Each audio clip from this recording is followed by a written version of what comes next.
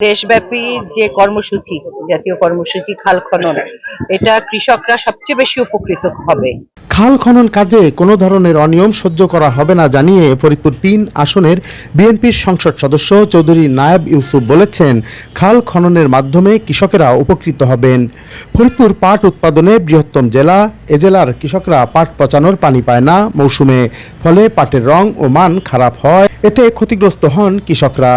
খাল খননের মাধ্যমে সারা বছর পানি থাকবে, সেই পানিতে পাট পচিয়ে মানসম্পন্ন পাট উৎপাদন করতে পারবেন তারা।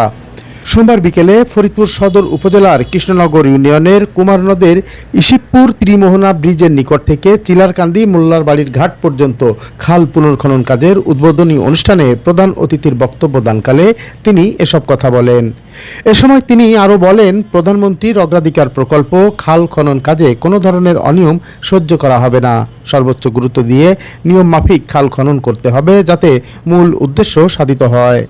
খাল খননের কারণে মানুষ যাতে উপকৃত হয় সেদিকে লক্ষ্য রাখতে হবে। মাননীয় প্রধানমন্ত্রীও বলেছেন, সংসদে যে পাটের কৃষকরা শুষ্ক মৌসুম তখন তারা পানি পায় না, তাতে করে কি হয়, পাটগুলো ওরকম কোয়ালিটি হয় না, গুণগত মান থাকে না। এবং এই পানির জন্য এই জাগ দেওয়ার জন্য পাট তাদের দূর দূরান্তে যেতে হয়, খরচটাও বাঁচবে এবং পাটের গুণগত মানও বৃদ্ধি হবে।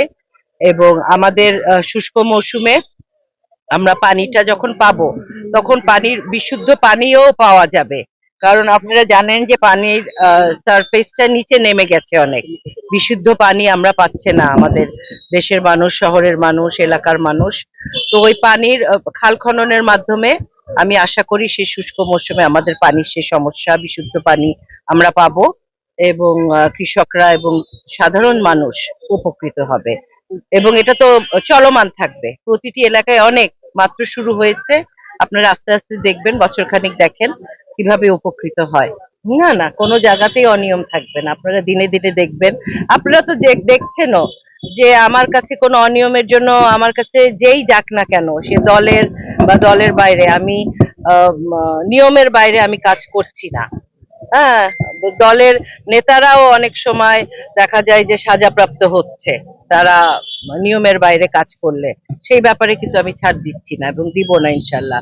আমি সকলের জন্য এমপি, সকলের এমপি, আমি তো খালি আমার নেতা কর্মীরই এমপি না, সাধারণ জনগণের এমপি। সকলের সুযোগ সুবিধা সবকিছু দেখা আমার দায়িত্ব।